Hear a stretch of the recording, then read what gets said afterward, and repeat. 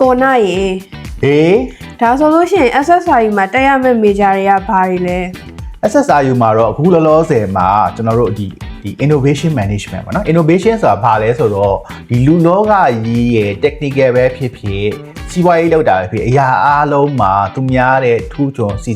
စီစဉ်ကြံစပြီးတော့ထိုးဖောက်တဲ့ဟာဒါ innovative ဖြစ်တယ်လို့ခေါ်တယ်เนาะအဲ့တော့ innovative college ကနေဖွင့်တဲ့ quality management bachelor အဲ့တော့ quality management ဆိုတာဘာကြီးလဲပေါ့ quality ဆိုတာတော့တကယ်အရေးသွေး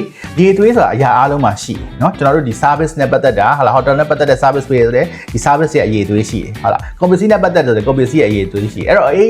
အဲ့လိုမျိုးအရေးသွေးတွေကိုဘယ်လို manage လုပ်မလဲเนาะနောက်ပြီးတော့ခုနပြောသလိုပဲဘယ်လိုထိုးဖောက်ကြံစပြီးပိုကောင်းအောင်လုပ်မလဲပေါ့ဒါကထိုင်းနိုင်ငံမှာနောက်ထပ်ခေတ်စားလာမယ် major အဲ့တော့ဒီ business management ဟို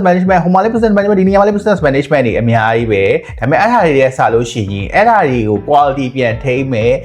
ဟာလိုမျိုးကိုထိုင်းဆိုရနေပြီးတော့တီထွင်နေပြီစပြီးတော့သူတို့ဒီဟာကိုမိတ်ဆက်နေပြီအဲ့တော့နောက်9နှစ်10နှစ်မှာဒီလိုမျိုးအလုပ်အကိုင်တွေအများကြီးပေါ်လာမယ်အဲ့တော့အဲ့လိုမျိုးခေတ်သစ်တစ်ခုရဲ့